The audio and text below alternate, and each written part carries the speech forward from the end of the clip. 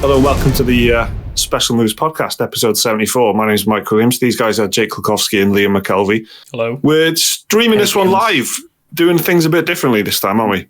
Yeah, it's very voyeur. Like, we can see people reacting right now, and then because we are being very thoughtful of the audio listeners, we aren't reacting to the chat. So we are essentially animals in a zoo. Being watched, we can't react, but they can do what they want. They can do what they want to us right now. Luckily, we've got some moderators involved, and again, that means nothing to you listening now on. So let's say a Tuesday afternoon, which is exactly why we're ignoring the chat, isn't it, boys? Yeah. How's stay-at-home life treating you? How's what? Stay-at-home life, you know. Well, I only just started working from home on Friday. So I have been swerving the old quarantine and going to work because I had to, and it's I had 1 day working from home, and I've got to tell you, I hate it. Yeah, okay. I really do. Yeah, I don't like it. I don't like this is my chilling out space, right? This is my sofa, and this office is where I play games. Yeah. But now I've got my laptop set up, and I got my work bag in here, and I got folders everywhere and shit, and all of a sudden I'm just like, I think this is my workspace. I work from home full time, but luckily for me, I've had kids which condition me to understand that nothing I own is mine. Yeah, and including your time. Absolutely, right? So, like, I don't know, but so what I've done is, like, my attic, which is where I am right now, is where I do all my work, and then I think that's why I end up playing so many games on my PlayStation, you know, rather than the PC, you know, because I'm always saying, even stuff like Doom that will be, you know, really well adapted on PC. Like Liam was talking about how well it was optimized and stuff, and I'm playing it on a console. But that's why. It's because, like, I can't relax up here. This is either where I'm sweating over Runeterra or in an Excel spreadsheet. Yeah. You know what I mean? I know. I've had that with my laptop. My work has given me a really good, powerful laptop, which I could put all my games on if I wanted to. But I haven't done that. I haven't done that. So I've had this laptop for since last January, not this year, January last year. And I've not played anything on it, basically, because it's my work laptop. And it's just like, I can't, like, opening that thing up is like, this is me going into work mode kind of thing. It's like a weird little mental barrier that, you know, there's more of these like weird mental barriers that you have to fucking get around at the moment, I think. It's a thing, and it's like, it's definitely something that's affecting everybody, I guess. But I feel like because I've been working from home for so long, it's like a bit of an advantage. But yeah, I'm interested to hear what people have got to say about that. Like, if it's affecting like their time playing games or whatever, especially if you're working from the same PC now that you would normally play games on. Yeah. When you finish work or when you clock off, do you end up going downstairs and not, or maybe, you know? Yeah, exactly. Exactly. But yeah, so because of that, right, I've been spending probably more time than I want to admit on my phone playing games, and I never do that. And the Nintendo Switch, which I guess everybody has been doing that because the Switch is sold out, like pretty much everywhere on the planet now. Yeah. I don't know if you guys saw, right? I'm sure sales of Animal Crossing have got to be like really, really high, haven't they? And coinciding with Switch sales as well. There's probably, I'd probably say that Animal Crossing is probably the biggest beneficiary of the coronavirus fucking pandemic. Yeah, because everyone, Laura is playing shit out of it. She's playing loads of it. We're going to set up a time so I can go to an island and get I can't remember what fruit you guys have got, but I need to get it. But I don't know. It's just the fact that it's like, funnily enough, it is a bit like having a job because you are checking in every day, working to pay off your debts. So but there's something about it. Like, I've built my town hall and everything now. So because I've done all that, I don't know. Like I'm just less inclined to play it because now I've seen that the majority of the big things are being built. Whereas like the first week, it's like you build something really big every single day. So like you get a tent, then a house. But now I'm like, so you hit like a plateau in the game, you reckon, of like, well, I've got as much stuff as I want, I can't really see what the next thing is going to be. Yeah, like at this point, like I can keep getting my debts paid off to get a bigger house. Like I've just got like a second room, but I think I can get a different room. And then on top of that, it's like you can pay like an extortionate amount of money to make like either a bridge, or you can build a slope up a cliff. But if you've got a ladder, you can just climb up that way. So it doesn't really do anything other than make it more convenient, but it's a lot of money for the convenience. So Animal Stranding by the sounds of it, isn't it? Mate, literally carrying cargo to and fro with a ladder and a stick and worrying about your equipment breaking. You're not as wrong as you think, you know. Last night as well, I was literally capturing ghosts because a ghost visited my island. And basically, like, he shit himself when I went up to him. And he shit himself so hard that his spirit broke into 5 pieces. So then I had to run around my island capturing bits of spirit all over the island and then putting him back together again. That's what I did last night. Speaking of island, I realised how stupid it sounds. True. But, you know, that's... Like, Liam, you've got it, but you've not really... Yeah, I bought it after we did last week's podcast, and I've still not even started it up yet. It's sat there on the Switch, ready to go. I don't know what... I probably might tonight, you know, because I've finished everything else I want to play. Yeah. So I might give it a go later. I haven't played it, but that's because Laura's been playing it. And I actually haven't played anything at all on the Switch because... I've got this weird thing of like, well, she's in the middle of a game, and I don't want to, you know, imagine like the Switch is so like, you know, put it to sleep and stuff. I'm sure the game auto saves and all that shit anyway, but like, I don't know what it is, but I feel like I can't really play anything on the Switch at the moment because she's in the middle of playing something else. So I don't know if any of you guys have like shared a Switch with anyone before, but it's like it's quite a weird thing. I've got to say, imagine sharing your phone or something. It's like a weird. It's on that same like level for me. It's like when kids have to share a tablet with their brother and sister. Fuck that, innit? Exactly. Yeah, it's like that. All over again. Yeah. So you're having good practice there for when you eventually have kids. I'm sure here you have to not enjoy any of your spare time. You're invaded in your home, and now all your shit's getting taken. Yeah, exactly. Yeah. So the coronavirus is hitting hard. I think the big thing for me about Animal Crossing is that idea of like I'm building the island myself as well. So if somebody else was on my island building houses and shit, it'd piss me off. Yeah, that's true. And I don't know if this is true or not, but Laura seemed to think that she can't do certain things because I created the island and I'm that's like true. the primary player. True. What? Yeah, so you're basically you're basically the worst thing that's happened to the island. Yeah, you founded it and then you've done nothing. Yeah, it's true. The progress is caught. It's connected to like the person who owns the island. Mm-hmm. It's that. I mean, that seems strange to me. But then, having said that, there are things in Animal Crossing that are like the real time. Like Nintendo, isn't it? They just do it. Yeah, exactly. So it would be annoying though. It would really annoy me if Laura created the island, was the primary player, and then I came along and couldn't do anything. We did a bit of local co-op on it, and that's a bit odd as well because the second player can't really do anything apart from follow the first player around.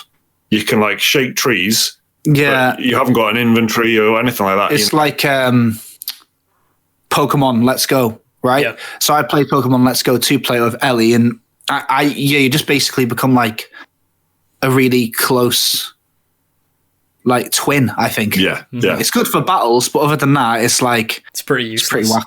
Yeah. It sort of reminded me of Fable 2 and that, where you could join in the biggest disappointment ever for multiplayer for me, that was. It was, wasn't it? Yeah, it was such a bummer. So much. I actually, do you know what as well, yeah? I played Fable in bed for the first, like, I haven't done that since I was like 15, but I've put the Xbox in my bedroom so I can watch Sopranos. Yeah. Because it's on Now TV, right? And, yeah, like I ended up just going, do you know what? Get a bit of fucking Fable. Mate, I felt like I was 15 again. That was like one of the nicest memories from my week, yeah. Fable's the one. Fable's the one. I moved my Xbox as well. I moved it to my living room so I could because I didn't even know it was a 4K Blu-ray player for the power which of 4K. Liam informed me of.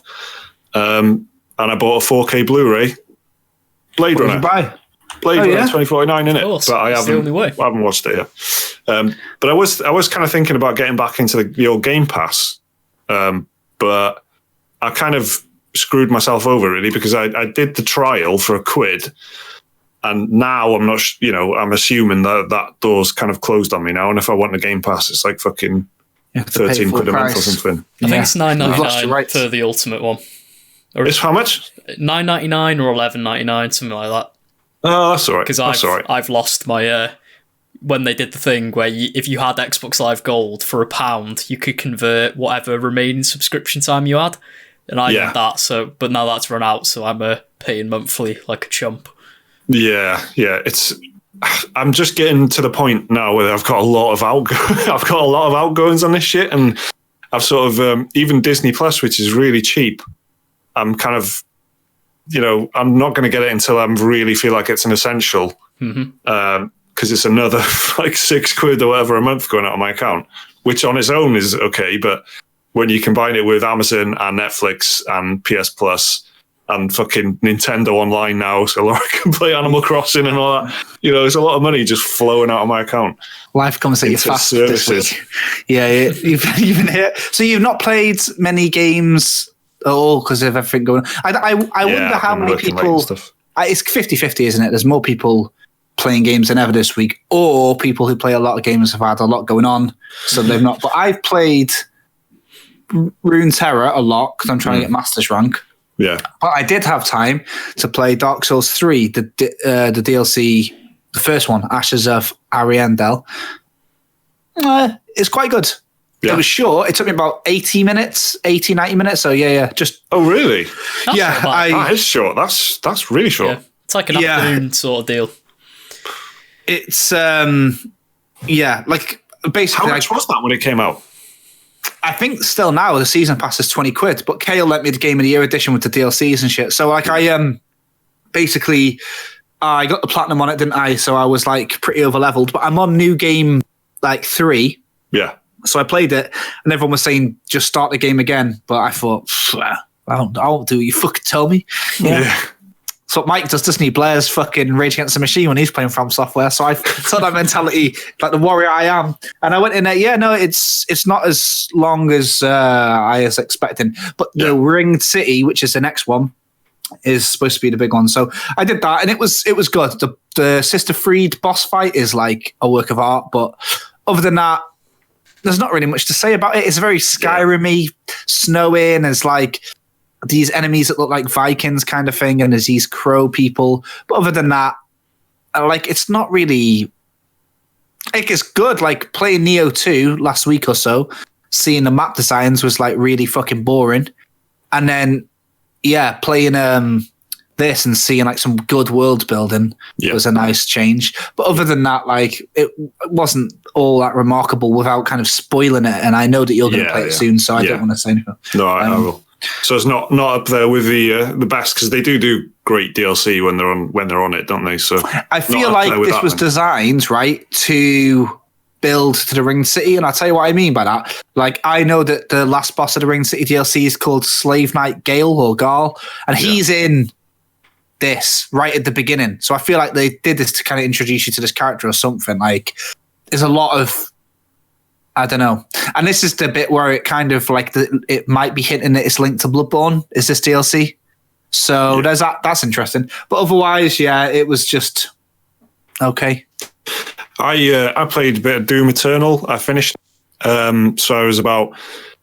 I was actually further than I thought I was last week. So I picked it up and I probably played half of it in one night, I think, or I played about 5 hours maybe on one night on Friday, and it sort of won me over by the end. So I was kind of hot and cold on it before, like on Doom when we spoke about it last week. There's good stuff in it, and I enjoyed playing it in bursts, but then it really annoyed me in different ways as well. And there was some things I just thought, I know it's Doom, but it really is a bit much sometimes. And I felt like I was going to get a heart attack playing it at one point. It was just like, fucking hell, I've got to take a break from it. Like, it's just not, it's a bit tense. Yeah, you need to break away from it. I could only play it like a level or two at a time, and then I had to have like a good couple of hours in between before going back to it. Before it just felt like it was a bit overwhelming. Yeah, you played it on PC, right? And I did. I played it on PC on the second hardest difficulty. So not Nightmare, the one below it, which is Ultraviolence, I think.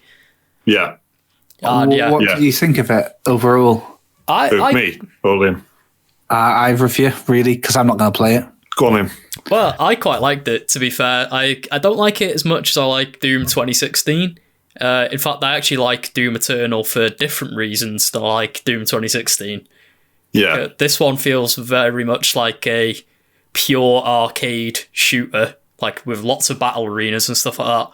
Whereas Doom 2016 felt a bit more, I don't know, classical in its shooter design. Like, felt a bit more like I don't know, I suppose linear, I guess, whereas Doom Eternal is very, like, the levels are very open and encourages you to fly about the air and everything. Doom 2016, it was a bit more like, I don't know, there's some things about it where you could, linear is the right word, where you could possibly compare it to stuff that's just a bit more of like an adventure, like whereas it's a mix of shooting and stuff, but there's environmental storytelling and there's big moments of, I guess like audio storytelling and stuff. There's a lot of that in Doom Eternal as well. People are just speaking in your ear, so it kind of feels a bit maybe even like BioShock or something like that sometimes when you're playing it, or one of them like first-person story adventure games. But Doom Eternal is definitely a lot more like, you're totally right, Liam, like pickups and battle arenas, and they make more of that, and they make more of like this scooting around, fucking jumping in the air, and very high speed kind of clearing a room stuff, which obviously is in Doom 2016. But this, I don't know, by the end, it gets insanely sort of, here's another room, here's a boss. He's not one boss, it's three bosses. Here's another room, and it's just, it seems endless. It seems eternal. Yeah. But you kind of, it honestly feels like, there's one of the bosses, like that angel flying around sort of boss, Liam, which is basically a fucking puzzle. There's like an angel thing flying around, and there's only one specific way to damage it. Yeah. And then the whole floor is lava thing happens, and you can't. So it just, there's moments like that which are just quite annoying, and it's just, there are things that are still annoying. But I did. I have to say, I did sort of warm to it a lot more. Playing it in a long stretch, which is the complete opposite to what I've just said about needing to take breaks, but actually sitting down and spending time with it properly and not just doing it, 1 or 2 hours at a time. That's how I eventually sort of warmed to it in the end. But I really wouldn't recommend it if you didn't like Doom 2016. If you didn't fucking love Doom 2016, I can't see you enjoying this one. Do you know what I mean? Because it's just that, but it's louder. Yeah. Did you hate the Marauders as much as me and everyone else on the internet did? What a dick, man. I mean, the first time, so there's a boss in it called the Marauder, which then the Doom does this thing where it introduces something as a boss and then chucks it in again and again and again as a normal enemy. So this one is like, again, it's like this very specific way of killing this boss. There's nothing you can do about it apart from exactly what the game tells you to do. That's actually the thing I don't like about it. I said this last week, but it's really sort of grown in irritation for me, because every single boss you encounter, you get a pop-up that says, here's exactly how you kill it, including the last boss and the boss before that. So there's just zero element of how do I do this? It just tells you, shoot this bit. Don't shoot it too much, because after a certain while, it won't do any damage. Make sure it tells you how to avoid its attacks and everything. And it just seems the whole game seems like a very well narrated reflex test. Yeah. Do you know what I mean? If there's no creativity to how you can kill people, and like it is as obvious as, I need health, so I need to chainsaw him to get health. And if I punch him, I'll get ammo, so I need to chainsaw him. Because of that, like, it's just a test of how fast you can change your weapons and do the exact thing. Whereas, like, wiggle room will make, for creativity, I guess. Like, I don't know.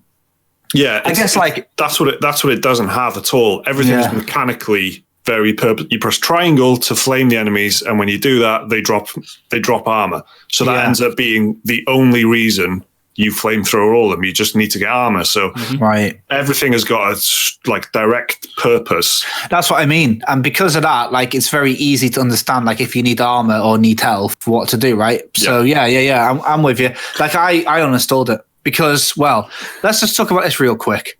Because there's some fucking bullshit with Call of Duty, because this is like stupid. So Mike, you've got your own anecdote, which is like, to be fair, a lot worse than mine.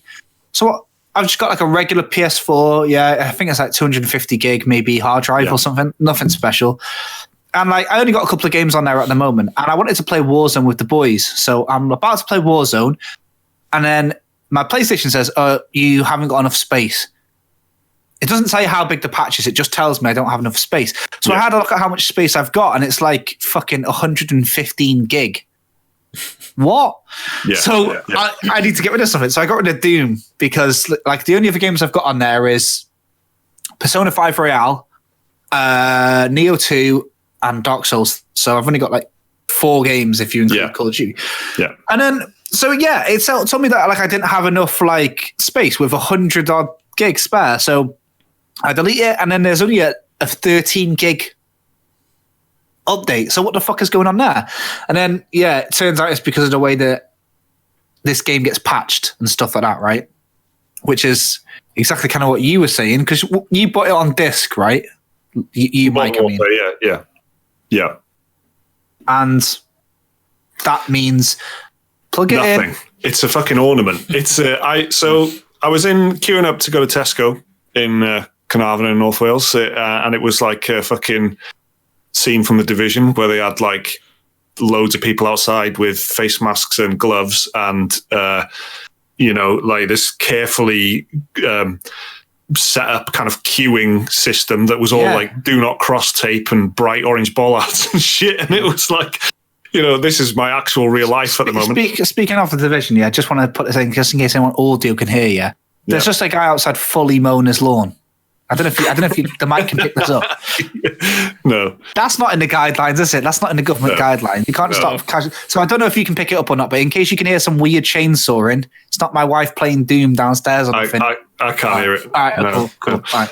So I was in Tesco, and then I saw Modern Warfare. I went in there for some sausage rolls and shit, do you know what I mean? But I saw Modern Warfare that was dropped to 35 quid from 50 quid. So I grabbed it and then thought, great, I'll uninstall this. Uninstall. Little Freudian slip. Yeah. That's the good bit as far as I'm concerned. Yeah. Took it home and installed it. Yeah. And that meant fucking nothing. Like it just instantly was a 90 gig download. 90. Mm-hmm. Yeah. And I couldn't, I couldn't play it for fucking ages. And then once it's installed that 90 gig, you then have to like install separate modules of like, I know there's a lot in it. It's a big package, right? It's a big campaign. And, in terms of, visual fidelity and stuff like that, I can see why it's so big, but also I can't at all because it's multiplayer separated into multiplayer pack 1 and 2. Co-op is separated into 3 different, which you have to go out with the game to install on the PlayStation Store and shit. It's like a fucking dodgy mod on PC, isn't it? Exactly. It's like trying to fucking play Lego Rock, like just some really obscure Windows game on a Windows 10 machine. It's just, I have to fucking mount it on on the fucking ISO or whatever you call it. That is literally Call of Duty as well.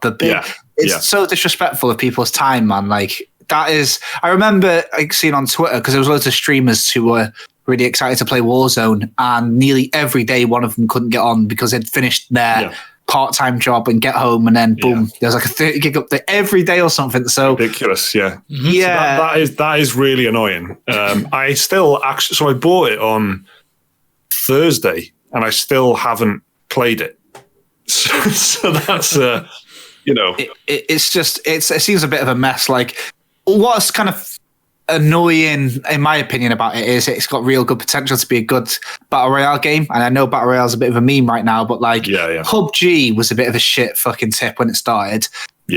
Crashing and badly optimized, but that was expected. It was made by just a couple of fucking modders. This is like the powerhouse shooter game making like their big stance. And I mean, it is doing numbers. It's like the number one game in the world. Like even on Twitch, it's dethroned League of Legends for the past 10 days or something like that. But like, it's just wasn't optimized, patched every single day, patched inappropriately. It's like patched appropriately. That should be my Twitch username if I start. But like, it's just a fucking mess. And do you know what it is? It just takes away the one thing that you want to do. Just be able to text your mates or whatever and say, hey, do you want a game of this? Because all of you have to install like a 40 gig update or whatever. Do you know, Apex Legends didn't have this shit, did it? Do you know what I mean? No. Like that's the kind of thing where you look at Nintendo and stuff, and they still do, regardless of what you think about Nintendo games, they always do the fucking fundamentals really well. That's always the first thing that they think about. Is it fun? Is it going to be, is it easy to play? Will it work on our posh Game Boy? Exactly. Will it work straight away? Does it take you 6 days to download it? They think about that stuff first, as what the actual person playing it is going to want to know, which is in stark contrast to at the end of the day, it's out of the box, isn't it? Because totally. Speaking out of the box, I don't think we just mentioned this before we went live, right? But just a real quick one. It's like fucking Final Fantasy VII street date has been broke. Loads of shops are going sick about this. So Persona 5 Royale's out on Tuesday. And you say shops, but there's no shops anymore. Well, that's the thing, So EB Games in Australia leaked Persona 5, a proper big shop. They started. So Persona 5 Royale, because I'm working on it, so I've been giving keys out to streamers, and it's been super strict, and like they can't stream it till like launch day or whatever, and like they're emailing me back saying like, okay, but there's just these random people playing it. And it's like, pretty awkward. Do you know what I mean? Final Fantasy VII is apparently also leaked, but the reason I'm bringing that up is because the people who have got it are saying that they can't even get past the start menu because it hasn't been authorized or whatnot yet, which is kind of weird though, isn't it? Because imagine if you did buy the game day one, like if you went to Tesco and bought the game and then you had a power outage. It's just not. It's not reality anymore, is it? I mean, the reality now is that you. Well, it is sadly. No, I mean, it's not reality to bring it home and to buy it and play it the same day comfortably. It's just not. Even if you did have fucking 60 meg download or something, you're still gonna have to sit there and wait for it to download. Do you think that this is kind of like a not conspiracy, but do you think this is like a conscious effort by like some pricks that are going like, make it so you need to buy, because it's killing retail and it will kill retail because it's redundant now. You didn't save any money or time by buying that disc because it's the same price on the PlayStation Store, 35 quid. See, the only thing I've got there, mate, is something to put on eBay, isn't it? That's still the fucking number one, isn't it? Yeah. Do you know what I mean? Because I could play it for a couple of months and then get bored of it, and it's Call of Duty, so I'll still get a good chunk back on eBay. Yeah. But once that goes as well, once the physical goes, you're playing the market. But once the physical, once it really is redundant, that's another huge fucking tier of the games industry that's just going to be completely shaken to the core because a lot of people can't afford to buy everything, but they can maybe afford to buy and then stick it on eBay and then keep some little pot of money going on PayPal. I think a lot of people do that, The one in, one out system. Yeah. Well, yeah. Do you know what? It used to be, isn't it? Obviously. Do you know what? Yeah. So like, I got rid of Breath of the Wild because it just didn't click with me because like it retained its value so well.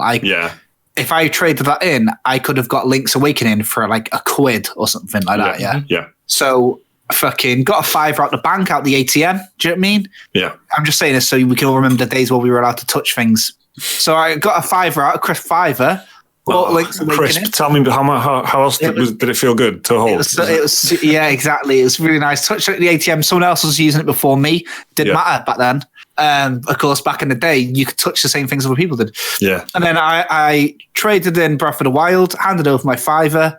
They gave me £4 change. I had a copy of Link's Awakening. I got a Greg's, didn't I? Right. So at that time, I was on a very high peak of my life, right? Yeah. Then I flew to Canada, and the flight was long, and I played Link's Awakening, and I was loving life. Since then, it's hit me. I want to play Breath of the Wild. I've been watching it on Twitch. I've been watching another Twitch stream and play it. So I go to get it. I go to buy it. How much is it on eShop? $59.99. On eShop, 50 quid. 60 quid on 60 eShop. quid. How much is it on Amazon? 50 quid or 45. 50 quid. 49 on Simply Games is the cheapest. Second-hand copy, 39 quid. What's the guy going to do? What's the guy going to... Well, yeah, thanks. But I mean, like, come on. It came out like 2 years ago. I just sold Skyrim on the Switch, 2 days ago. I just sold it, right, for 38 quid. Because price doesn't go down. Nintendo are fucking pimps. It's bad, you know. They're pimping the industry, man. It's funny how it just, stays up there. They had it on sale for once on the eShop for like 40 quid. I remember that. Yeah. You will, they do put stuff on sale. There will be a discount on eShop and stuff. I think it's rare with Breath of the Wild just because it is like the highest rated game of all time. Yeah. So because of that, and it's not actually, but yeah. No, what is now? Is it Ocarina? I don't know. Probably. We talked about this before. Yeah, we had a look. Yeah, it's something like I think out of order. Actually, no, you're right. In the past couple of years, it's Breath of the Wild, but I think ever it's like fucking what's it called? Tony Hawk's Pro Skater 2.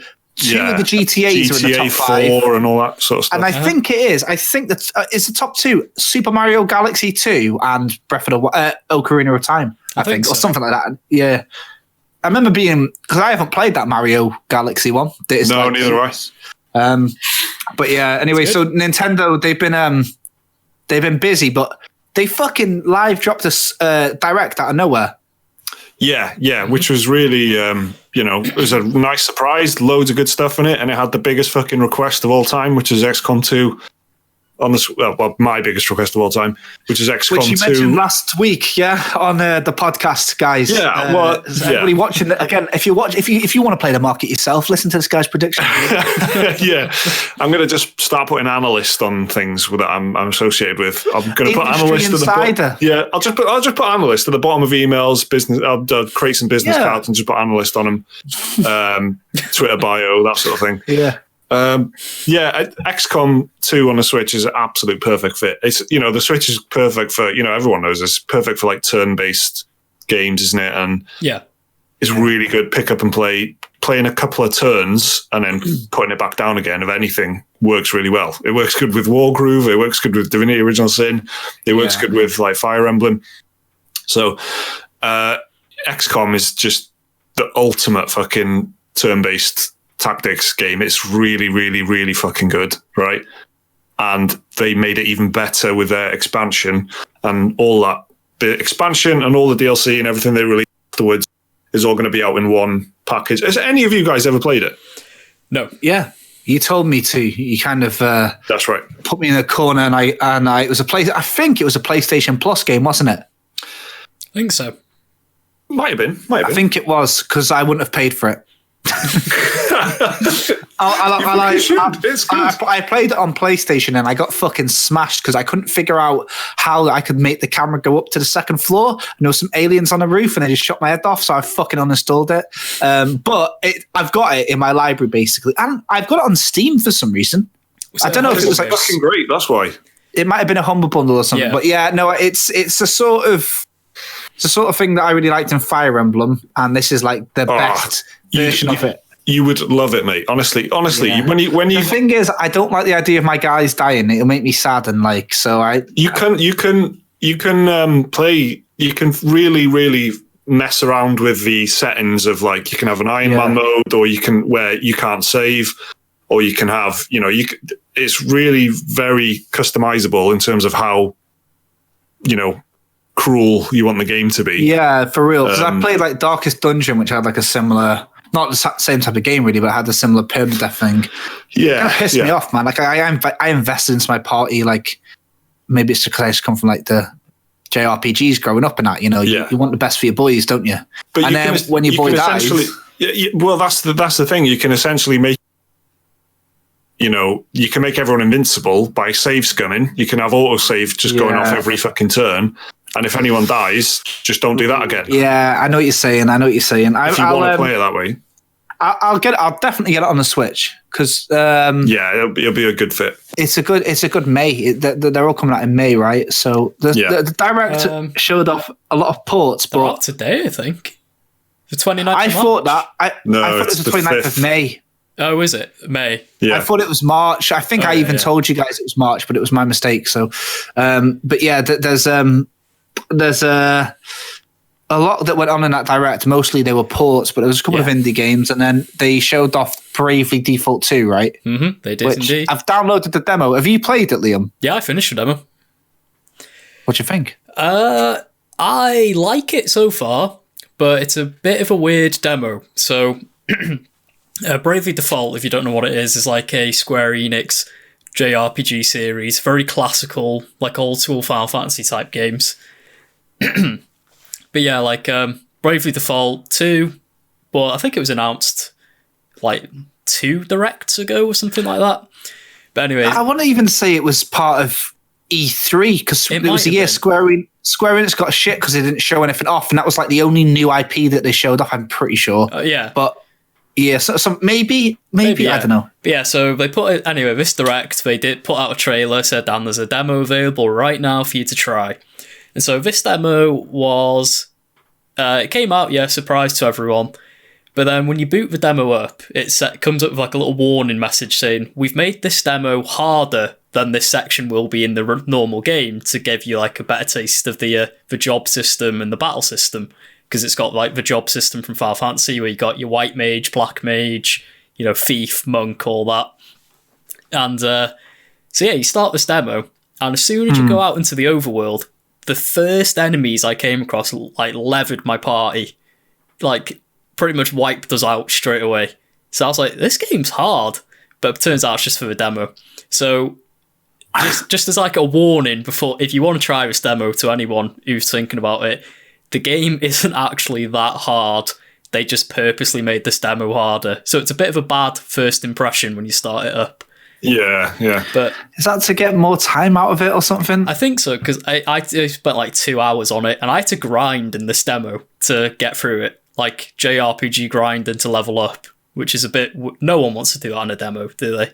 No one wants to grind out levels in a demo. Well, it seems odd, like, but... Perhaps it's a fair representation of the actual experience. I know they said this section isn't that hard, but there might be tough bits in it where you need to. I thought that because the first 2 Bravely Default games are quite grindy anyway.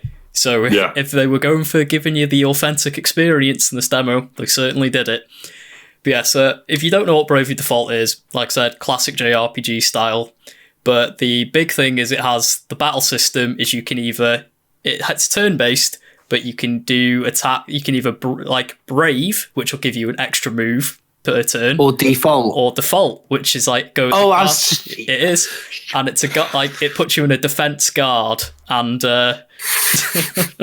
it puts you in this like defense guard, and it stocks up a point you can use to get an extra turn, and so I think you can stock up to 4 points, so you can have like 4 moves per turn if you want for a character. So you can you just lever them with 4 attacks in a row if you want, stuff like that. But yeah, so like this demo, it's good. Like it's a bit of a step back in some ways from Bravely Second, which came out on the 3DS, which I thought was really good. Some people didn't think it was good as the first Bravely Default game. But yeah, this demo, it overwhelms you with stats at first, and it's very stat heavy. There's so much more stats than in the other Bravely Default games. But yeah, I'd say like, as far as the sequel goes, they have said they're going to send out a survey, kind of like Neo did, where they want feedback. Yeah. So cool. And I went online and I looked at the reactions to this demo as well, because it is just like it's pretty much just like one town and a dungeon and a bit of the overworld map is all you really get in it. And you get like a super boss if you beat the demo that you can go and fight if you want. But yeah, so it's like, I think it's got good promise so far as a sequel to a 3DS JRPG, as much as it can have promise. But yeah, I hope they really do take feedback into account from like this survey or whatever they're doing, because yeah, it does need some tweaking, but I'd say it has got a lot of promise. Yeah. What's the like? You know, you said like the town. Is it just like any other JRPG town, or has it got like a special something to it? Like, because no, it's just like it's just like a desert oasis town. The thing with Bravely Default though is all the town backgrounds are like the actual watercolor drawings and paintings. And then you've just got like the 3D models superimposed. Yeah. Like some fucking 60s, 70s like film shit, like some map painting. Yeah, a bit. Background. Cool. And then you just got like the character models imposed on top of it. Looks really nice. Like that's decent. They can tone down the motion blur a bit. They went way overboard with that. But yeah, it's like I mean, I kind of want to say to everyone, if you're interested, just download the demo and have a go for yourself and see what you think of it, because it's not really exciting to describe Bravely Default on paper, because it just sounds like every other JRPG on the market, to be honest. Yeah, and you've said the word stats a few times, which is, you know, not not amazingly appealing, but it's I guess there's a lot of micromanagement. Yeah, and I think, you know, getting you invested in the world and the, you know, like you're saying, the fucking backgrounds that are nice paintings and stuff, that's really important in a game like that, I reckon, and get you like invested in the universe. Yeah, something differentiating, because like they're all the fucking same if they're bad, like they're all just classic thatched roof town bullshit. It is. Well, I've got anything against thatched roofs, like. Yeah, it's hard to really just describe what Bravely Default is, to be honest, because it sounds really. I am fully aware how boring it sounds when I was talking about it then, because it just sounds like a game off the SNES, but I don't know what it is that really appeals Trials of Mana. I played that demo as well. At least that was a full remake. Is that a better demo? Trials of Mana, I'd say they're about equal, but I'd say Trials of Mana, the demo is actually too easy, whereas Bravely Default is very hard. There's no like middle ground. There's a lot of JRPG shit going on then this week. There is. JRPG fans, you've got that. And again, like I say, Persona 5 is out. Everyone's put a demo out as well. I can't count how many demos or open there's been. That's cool, isn't it? That's cool. Mm-hmm. It's going to be the big thing, I guess. Like in work, we're talking about that at the moment. Like everyone's trying to figure out what everyone else is going to be doing for like E3 and stuff like that. Is it going to be completely digital, timed demos and things like that, or like how can we get builds out to people that will be playable? But I don't know. Like it's complicated, but. And as well, like, as you can imagine, like if you put out a demo and something like that, but somebody data mines it, they'll be able to find out a lot of information about the game and shit like that. So when you've got like a very secret project or a project that you only want to show a little bit of, and you're sending it out to the public, not just like press, you know that it'll be data mined. Oh, yeah. So well, yeah, but you've got to just adapt to the circumstances, haven't you? And that's not all bad, is it really? And that's something that if you want to get a demo into people's hands, where you have to just take the hit on that front, then I think. Well, that's exactly it. So as you can imagine, some games like I don't know, SpongeBob Battle for Bikini Bottom, that's not a problem. But for like Cyberpunk, for example, if they put out a demo, it would be data mined to shit. And if there's any, do you know something like that, like where like there's a big any surprises and stuff would be immediately out there. It's the big. It is. I think I've said this before and I've forgotten again. Like there was a big thing that I saw when I saw Cyberpunk. There was a big like twist at the end. You know, like the public demo. Can you guys remember if anything happens at the end of the public demo? I watched about 10 minutes. I can't. I don't think so. Oh, okay. It doesn't matter then. That's what I mean. Like, so if that, let's just assume that that's not public. What I'm talking about. Which will make sense if you listen to this in the future, I promise. But like, if that gets leaked, it's a bit of like a oh shit moment kind of thing. So I don't know.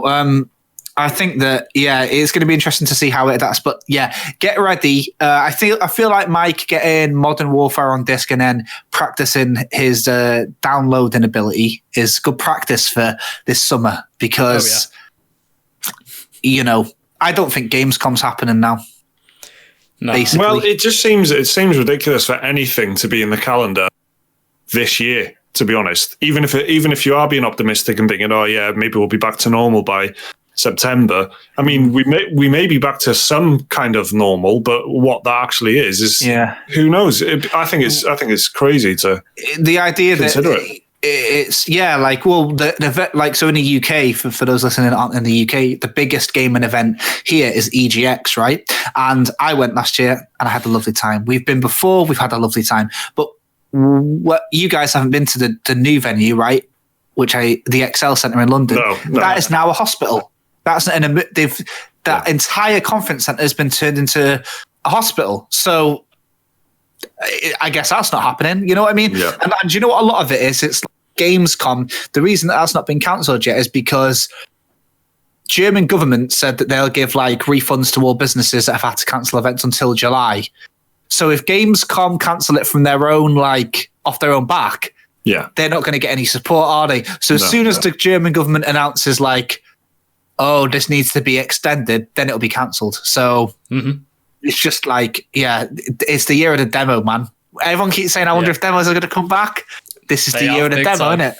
It's a serious be careful what you wish for, though, isn't it? Because it's like fucking worst conditions imaginable. Yeah. At least we got demos, guys. Fucking hell. Yeah. Should we do some emails then? Because we do have a few, actually, that are quite nice. We'll get to them then before we do new games. Is there anything else in the Nintendo Direct first that you want to talk about? Because XCOM was the one that I was excited about. Star Wars Jedi Knight, Jedi Academy being on there was really like, I was hoping it was going to be Knights of the Old Republic. So Jedi Academy was cool until I saw it was 18 quid. And I was like, no, thank you. And that 18 quid, which is the same price as Good Job, which is a new like little Nintendo game, which looks pretty good. I think I've not played it. It's like a rip off of Moving Out. So but which that is a good doesn't mean it's bad. It looks quite nice. There was the Panzer Dragoon remake that got a surprise release for the few people who remember Panzer Dragoon. I played that. Was it PS2? Sega Saturn it was. And then it had the sequel on the original Xbox. That's probably what I played. There's some cool stuff. Yeah, some guy from ARMS has come in to fucking smash. What was like the big oh shit moment at the end? Oh, the Pokemon fucking Sword and Shield expansion. Oh, Xenoblade Chronicles Definitive Edition. That's coming out next month or whatever. Oh well. Easy fucking headline for me is XCOM. Yeah. Borderlands as well on BioShock. BioShock will, so like, I still haven't played like a 3D game. I know this sounds like something you'd say from 2001, but I've still not played a 3D game on the Switch that I'm completely convinced by. Even Skyrim, Super Mario Odyssey, you need to play. I've not played that. That's the one. Breath of the Wild is the only one that I've thought this is fucking magical in its own way, and I'm not thinking. Play Odyssey, you'll blow your. Odyssey's so good. I'll play that then. But do you know what I mean? Like what I'm thinking of here is Borderlands and BioShock. Yeah, especially first person. That's the thing. Yeah, it's the ports, isn't it? They're never going to be the same as on like the powerhouse consoles. But when you play like a first party Nintendo, it's sick. But I know what you mean. What interested me about the Direct was the fact that it was called a mini Direct. Mm-hmm. Yeah. So what are they planning? Because that's the longest there's been since there was a Direct, and this isn't even official. Do you think there's a major Direct on the way? Yeah, I would seriously think about that in the next month, but I don't know. What are they going to put on there, though? Do you know what I mean? But what are they going to? Their first part. Well, they've got absolutely what first party games have they got out this Christmas? Nothing, right? Mm-hmm. Xenoblade, No, that's sooner. Yeah, you're giving me a telling off. If I feel like I'm just thinking, but aggressively. What have they got announced? They've got Metroid Prime 4 announced, Bayonetta 3 announced. Pikmin. I swear they've got some other things like they've announced. They've maybe said a look at Breath of the Wild 2. Yeah, I think that'll be like a end of Switch life game. That will. That'll like be the very end of the Switch. I reckon. Well, yeah, there hasn't truly. I think we spoke about this last week, yeah, but there hasn't truly been a Mario Kart because the Mario Kart is out is a Wii U port. There hasn't been a Donkey Kong for the same reason. There hasn't been a Mario Party, or is that proper? No, that was a proper one. Mario Super Mario Party, wasn't it? That was the original one. Yeah, okay. So there's no so there's potential for that. But Pikmin and Metroid have been confirmed that there's something on the way, right? So I reckon that's what the main one will be the focus for Christmas. But I reckon that they're waiting until there's like set news about release dates of other consoles. Oh yeah, maybe. Because everything you don't want to be releasing your fucking Metroid game when they're releasing the PS5, right? Everybody's waiting and then you've got this uncertainty with the virus, in my opinion. So but that's what stood out to me was it was just a mini direct. So it was good for a mini direct. I thought it was pretty good. It was, yeah. There's loads of good stuff in there. There was, yeah. That was a good one. So let's do some emails then. If you want to send us an email, remember the address is dearspecialmoves@gmail.com. It's dearspecialmoves@gmail.com. Send us a message and we'll have a read. Like this one from Jack from Reading, who says, Dear Special Moves, it's been a while since I've had a regular multiplayer game I can dip into. I've been searching for something I can easily shoot up, boot up, sit back, relax, and enjoy for 30 minutes or so. Jake, this is going to be relatable for you, I think. The thing is, I like to do this without headphones. I'll leave those for focused, story-driven games. Yes. So this search has led me to realize that nothing gaming-related pisses me off more than a loud console. The main culprit so far has been Modern Warfare. My PS4 Pro kicks off whenever I enter the online menu. Yeah. Genuinely, you sure this wasn't from Jake? Genuinely sounds like it's trying to take off. It was just as bad in the Neo 2 beta character customization screen. So much so that I just chose a preset character and ran. The most recent offender was Battlefield 5. I deleted the game about 10 minutes in. Have any of you had any similar experiences or gaming annoyances? Oh, yes. A lot. Kindest of goddamn regards, Jack from Reading. Nice one, Jack. The PS4 Pro is a nightmare of a console when it comes to noise and acoustics. It's loud, yeah. Like Battlefield 5 really set my PS4 Pro off. Days Gone literally hard locked the PS4 Pro up at some points, like full on crashed it. It was pushing it that hard. Yeah, it's just, and even like playing normal games with the PS4 Pro, I have to like turn the TV speakers up to drown out the noise of the fan, just like going full tilt all the time. Yeah.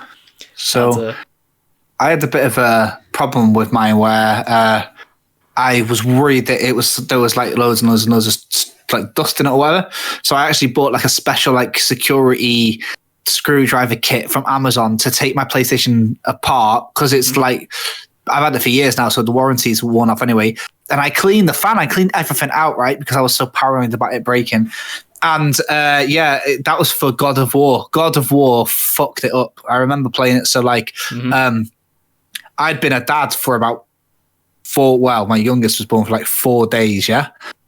And my wife and her were sleeping, so I was playing it like really quite quietly, loud enough that I could I wanted to hear the game. Yeah, I had to turn it up to such a volume where all the axe sounds were like fucking brutal because I had to drown out that. The Witcher 3, like The Witcher games full stop. I remember The Witcher 2 was infamously really fucking on PC was really, really like... Oh, yeah. It would just crunch your computer like... I remember playing The Witcher 2 on PC do you remember where it was like 5 or 6 years ago or something when we had like that hottest summer on record trying to play The Witcher 2, and I was like melting trying to play that game. I remember the airflow. Not feasible. No, I was playing it in this very room that I'm in now. It's just like the spare room where I keep my computer, and the airflow is not good in here. So when I play a really intensive PC game, the hot air from my computer's got nowhere to go. So I just end up boiling in my own room. Yeah. I remember the Witcher 3, like literally breaking people's fucking brand new. Would it have been the 1070s and 1080s? No, it was the 970. No. I upgraded to a 970, especially for Witcher 3.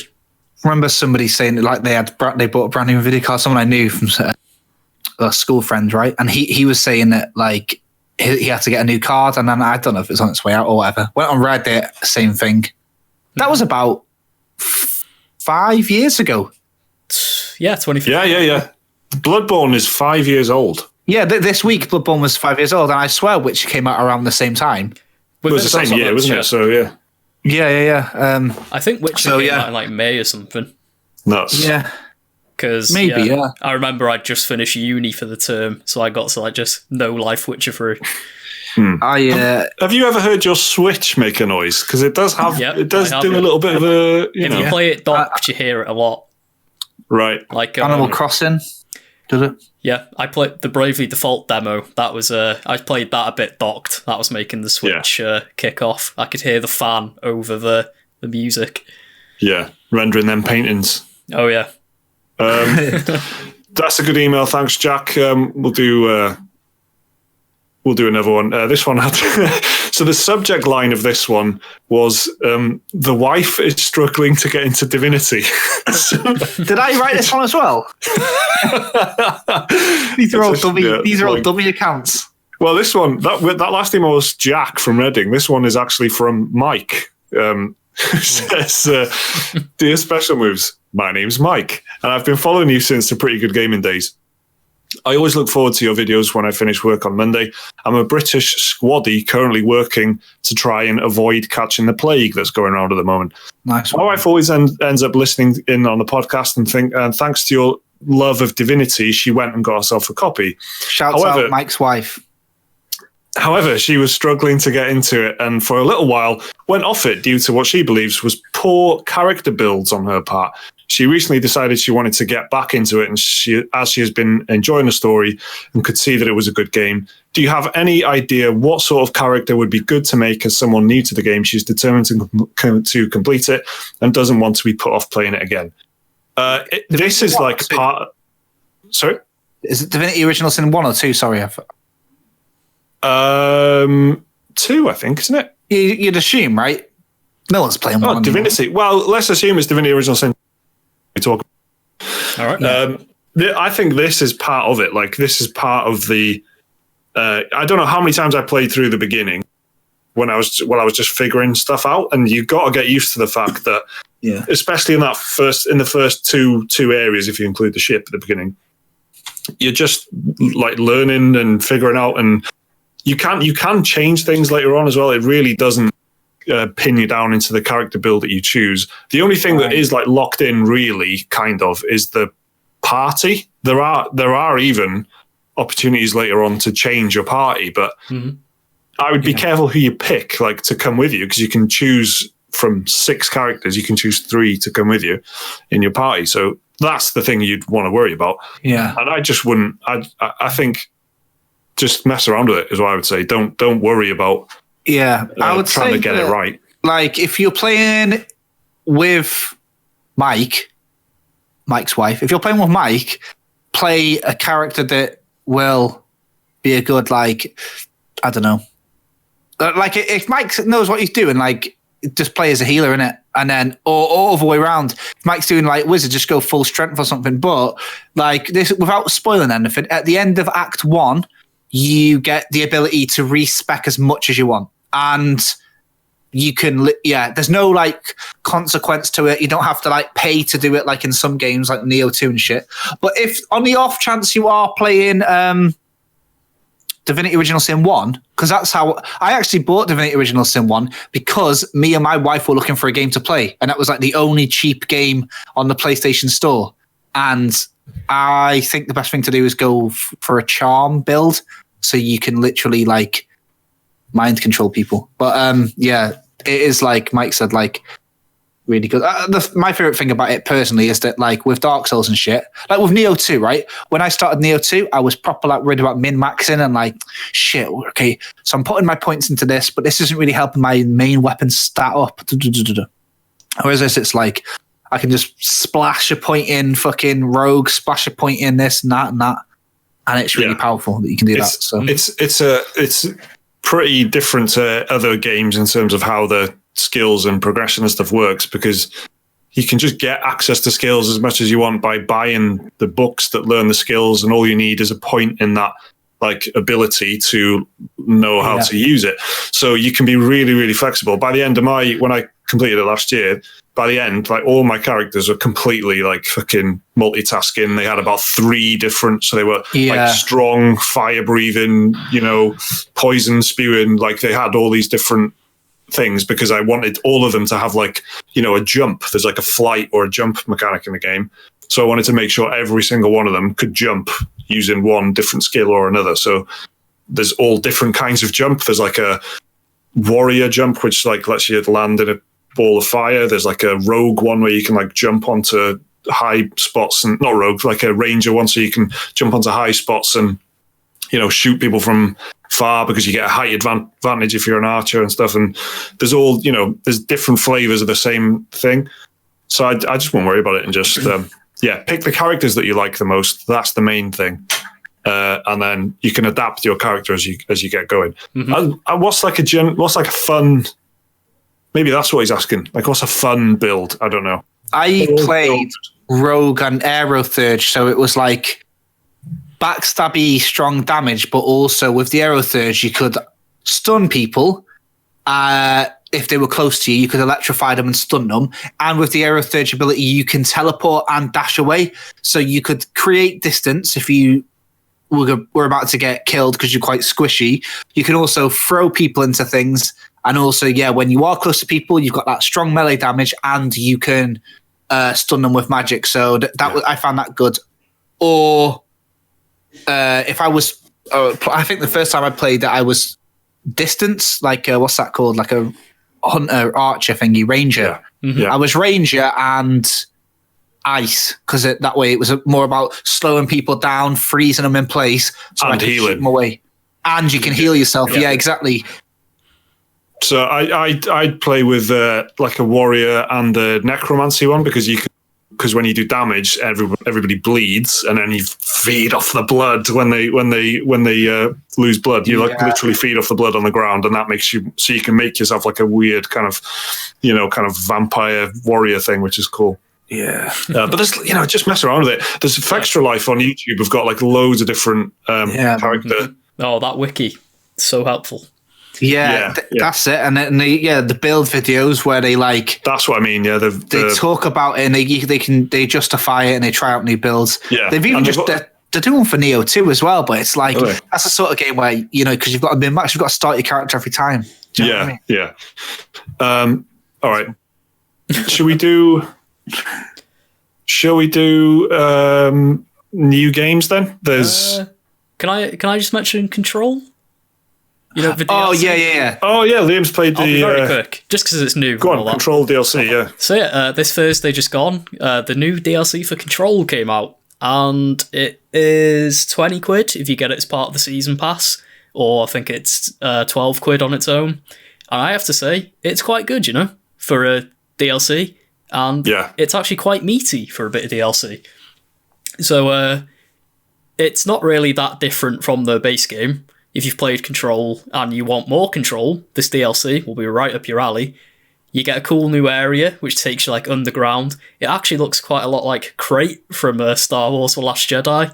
Like the red salt dust everywhere and crystals. That's genuinely what it looks like a lot of the time, this new area. And so it takes you to a new bit of the map called the Foundation, which is what the DLC is called. And you have to...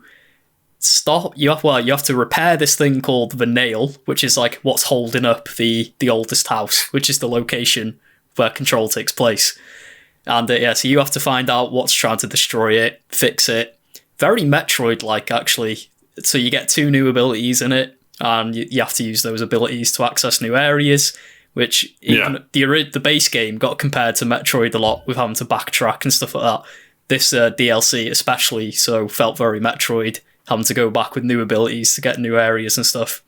Yeah. And, sorry, what were you going to say? Nothing. I was going to mention games publishing thing, but I'll oh yeah, I'll tell you in a minute.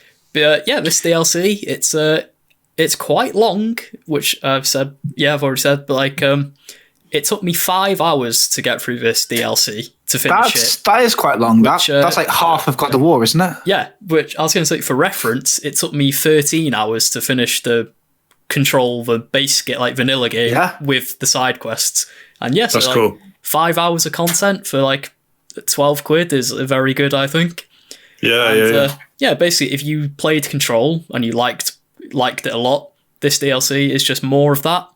And I would recommend it quite a lot. And, because I like Remedy and I want to see them succeed in every way they can. Well, so about that, this is what I was going to say. Did you see the news about Epic Games starting a publishing agency? Yeah. Do you see it, Mike? No. Good. Let me tell you about it then.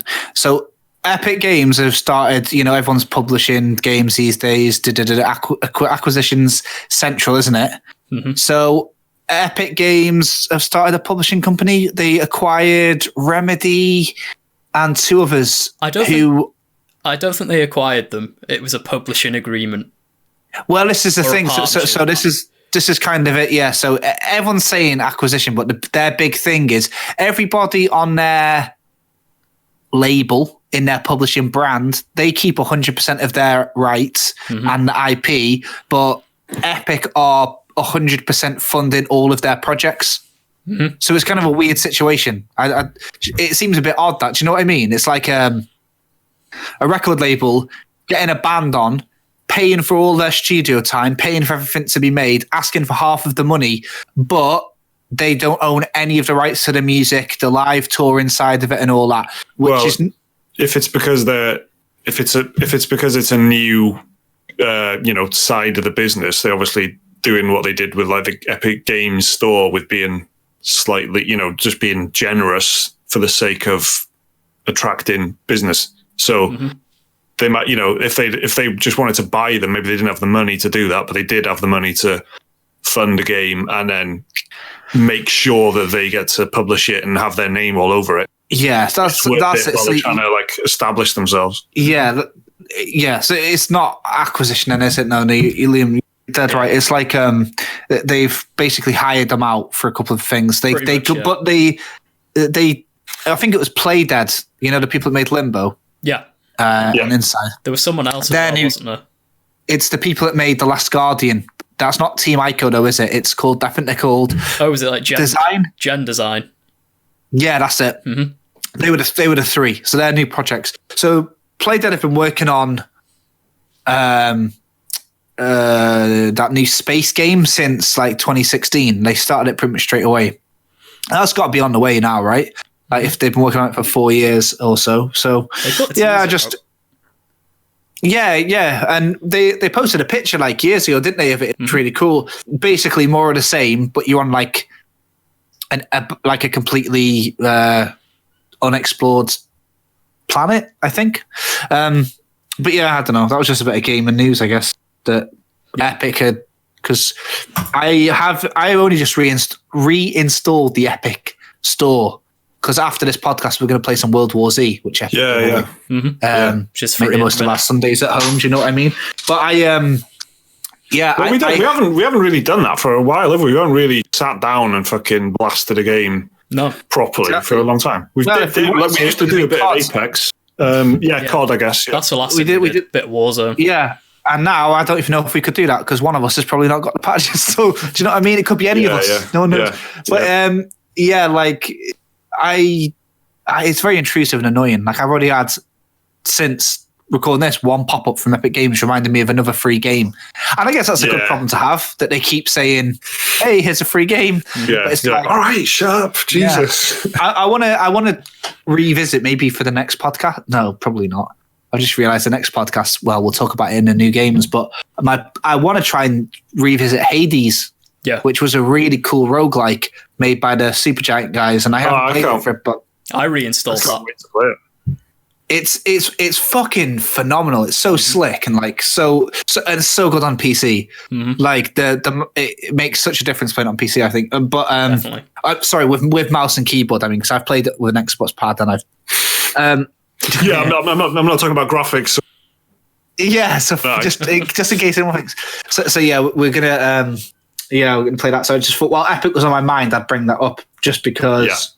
I don't know, it's something that's going on, but Control.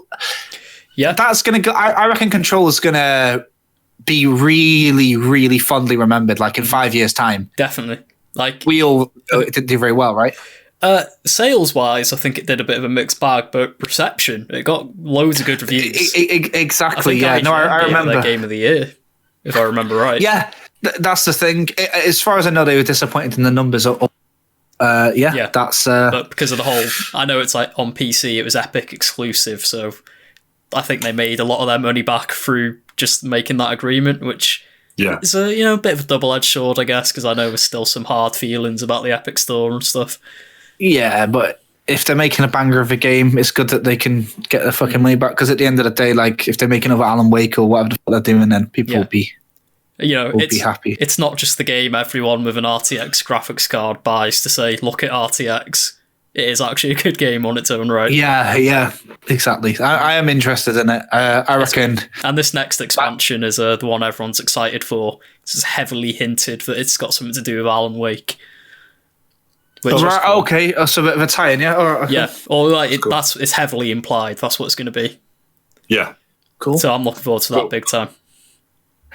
Let's do new games then. Okay. There's 3 games that I've put down on the list here this week. March the 31st, which is Tuesday, on PS4 is Persona 5 Royal or Royale? Which is it? Royale. I've been pronouncing it Royale, but I do like cheeseburgers, so I don't know. I think it is Royal. Yeah, Persona 5 Royal, yeah. Yeah. I don't know why I've been saying like that. I've been saying it to Sega's face. Because for months. They've never corrected me, so that's why I assumed I was right. Maybe they think it's just an accent. Maybe they think, that's how they say it. Maybe they do. So, yeah. So that's coming out. What the hell is this, Jake?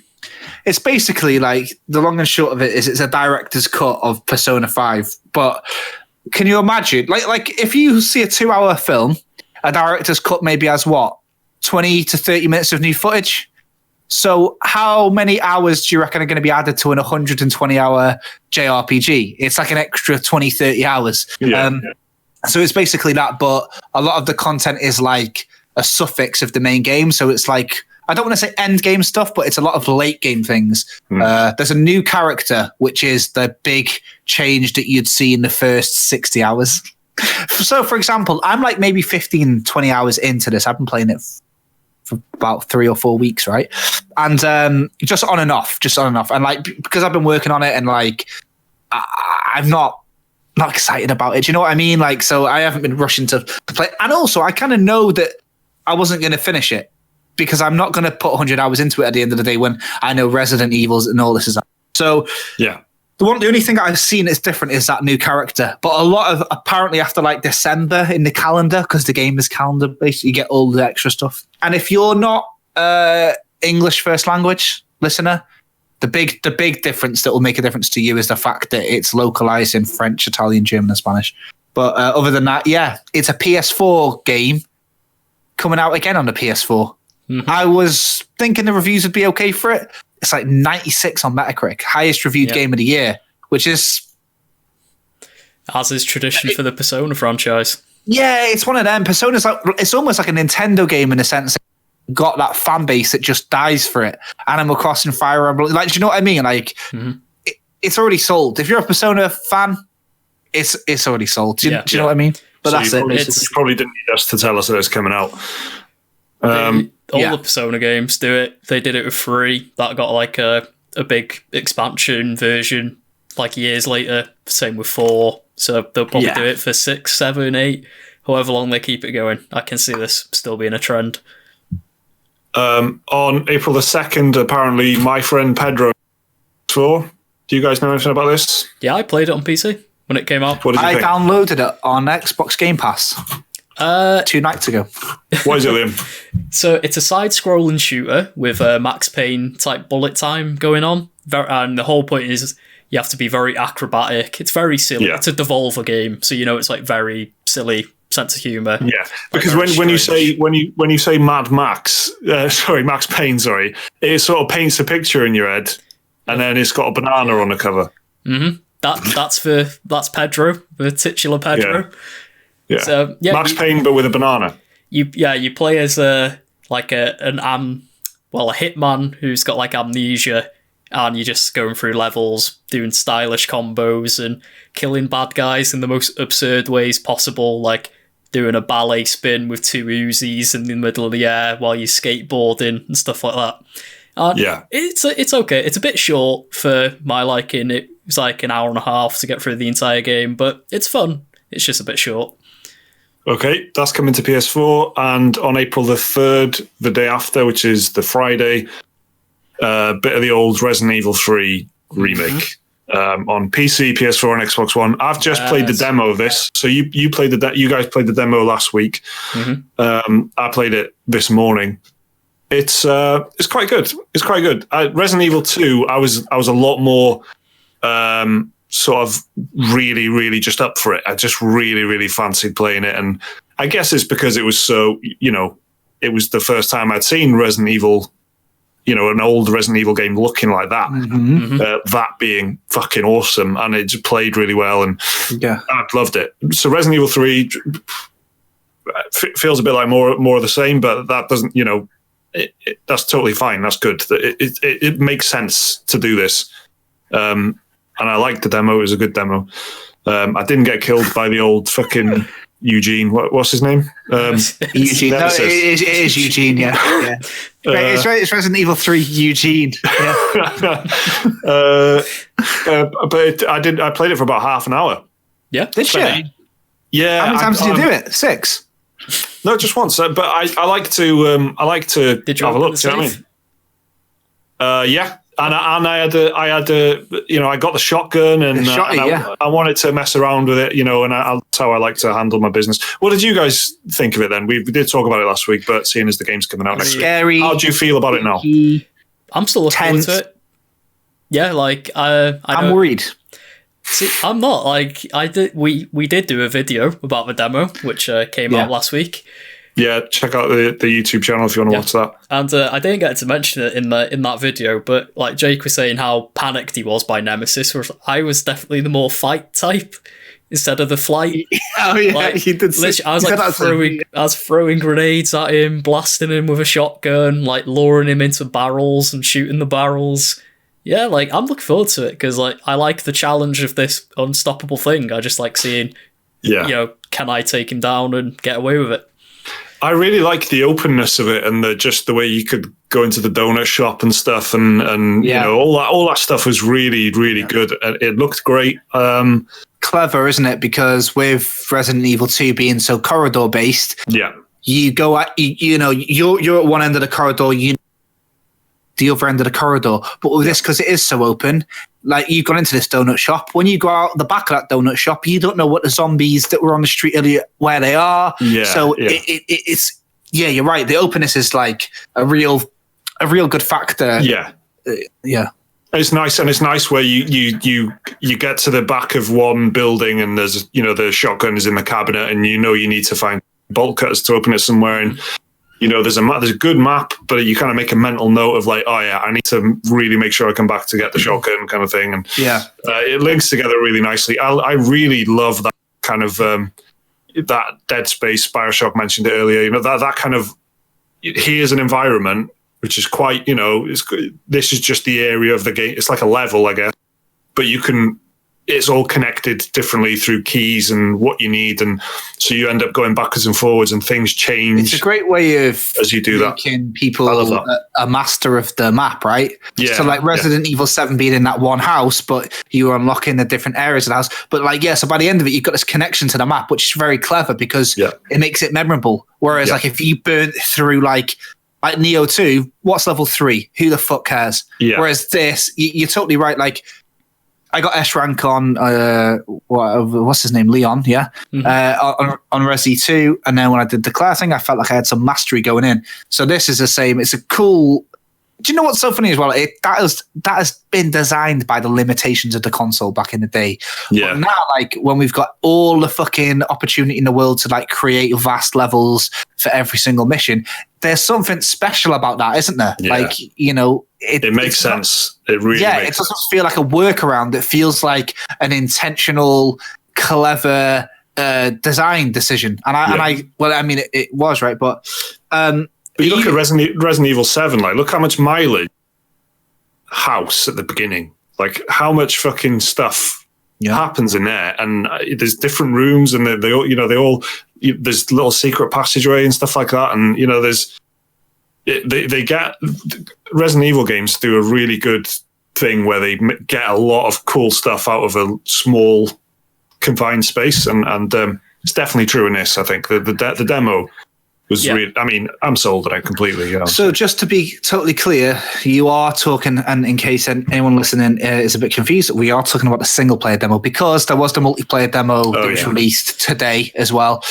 which was except, it was released on Friday actually. Wasn't it? Except you can't play it on PC or PS4 because for some reason it doesn't work on PC or PS4, but works on Xbox for whatever reason. So this is that asymmetrical Dead by Daylight type thingy that is going to be launching completely free with Resident Evil 3. So I think it replaces some of the additional modes that were in the original game. Mm-hmm. But I remember when they first showed this off, it was shown as its own game. So the fact that this is coming alongside it as a multiplayer module, which Mike, you're a black belt in now, is going to be interesting, because it's going to get, you know, I've completely got it in my subconscious because you've just said it recently, but mileage. You're going to get a mileage from the... Yeah, I'm getting into just using these words on, because that's what you do on the video call, and you say words like mileage. How I greeted you guys when this call started by like, is everybody okay? Yeah, it is like I was in like complete work. It took me a while. And seeing this, and for people watching, that this is what everybody sees when they... call me, you know, but it looks like I know what your room is there. It's a nice room you got now. It's good. It's a good space, Jake. But it looks like you're sitting at the end of your bed, and the stair rail thing at the back is like a massive bed. I know, it is like a magic eye puzzle. Also, why is the roof sloped? Is it sloped? It's a weird design. Why is there a hint of maybe a little suitcase in the corner here where I'm looking? Yeah, there's a lot of questions. And if you're listening on audio, I sincerely apologise. But listen, we're just painting you a picture. Hooded figure. I mean, hovering over me there. Mike's visited by the Nazgul. This is just the spare room I'm in, but I've got a Wii U there, a PlayStation Classic, a PS2 right in the corner there. You can see it. And you, again, Liam, your camera is immaculate. I mean, the picture. We're painting a mental picture. If anyone listening in, just take our word for it. It's brilliant. It's like BBC quality. Now, we're on a sliding scale as well. If Liam looked amazing, Jake's kind of like halfway. You know, so he's bought the same camera, but he hasn't bothered to set it up. And then I'm just using the fucking inbuilt thing on my work laptop, which looks like shit. So, and all three of us are in that order as well on the stream, so you can see, you know, from left to right, amazingness to terribleness. You can't, because they can see my side, which puts me at the end, and Liam in the middle, where he should be, the centerpiece. The real hero. So you, Mike, I've got to say, as a scared man about Resident Evil 3, I don't know why it's getting to me. Maybe it's because playing card games all day has made me soft. But I think that this game is putting the fear into me, and am I going to get it? Yeah. But it's going to Resi 3. Cool. Yeah, it feels like a must play, doesn't it? It feels like a must play to me. Oh yeah. Yeah. Well, it's for me anyway. Yeah. I'll get it, but I mean, scared to play it. Like. Just lean into it. Just lean into it. Yeah, that's what I'm going to fully embrace. I don't know. You played it for half an hour, but Nemesis didn't even kill you once. Didn't even fucking punch your head off. No, I'm very good at getting out of the way. That's the one thing. That's my real fucking strength in games, right? It's just getting out of the way. It's Dodge just roll. I'm the fucking king of the dodge roll, mate. And I didn't even know what the dodge roll button was, and I still got out of the way. That dodge is hard to pull off on the PC version. It's definitely designed around the gamepad. That dodge move. What is it? What is it? The quick step is you have to hit space. But if you want to get the the slow-mo turnaround to get that, like, if you want to get a shot off at Nemesis, you have to click the aim button, which is right-click on the mouse. So right. It's a bit, the controls are a bit wobbly on PC. You got to press space and... So you have to press space to quick step and then aim really quickly. Like, you'd have to pull the trigger on the controller. You have to right-click, but... because it's like a keyboard and a mouse. It's a bit it's a bit wobbly. I'm sure I'll get used to it, but bit of a maneuver. Yeah. So you're going to play it on PC? Yes, I will, because I own every Resident Evil game on PC. Even Umbrella Corps, that really shit multiplayer one. I even own that. Well, I hope there's crossplay, else we won't be able to play the Resident Evil Resistance thingy together. But if we do play that, I guess we'll talk about it in the podcast next week. Is there anything else this week? No, that's it. We've done the new games. That's it. We've done emails. We've done the podcast. No, I meant next. Like, is anything out this week? But it's just Persona and Resident Evil, I guess. There's probably a few smaller ones, but yeah, no, it's still by all means that like you can see why there's only 2 games because imagine trying to compete with that. I know, and My Friend Pedro, which is just a port. Yeah, exactly. It's on everything it's on the else. box. You can get it on the Switch. You can get it on Xbox. How are you going to sit there and be all, there's only 2 games, is there? And then I give you another game. There's a 120-hour Persona 5 is not a new game. That's very true. There's another game called Persona 5. Yeah, on the same platform. But cheaper. Yeah. So yeah, I don't know either. It's just not as royal. And then, all right, yeah, because I was thinking of Final Fantasy 7, but that's the week after, isn't it? Do you know what? None of these... Resident Evil 3 is a fucking remake. Right. 2020, innit? It's a wrap, I think, innit? Well, yeah, listen, thanks very much for listening. And, next week will be the same, won't it? So hopefully you can kind of adjust to this. And in the nicest way possible, I hope all of your other podcast listening experiences are like this. Maybe, in fact, I hope that they're worse. So you enjoyed this one because, yeah, we're making it happen, aren't we? We are. Well, why can't they just all be good? Why are you hoping? Don't know. Want to be the best, don't you? Do you know what I mean? Let's have them again. I've got that warlord mentality, mate. I'm the Runeterra master. We'll talk about that later. Yeah. See you later, everybody. Thanks very much for listening. Thanks for watching. Thanks for listening. Bye. Bye.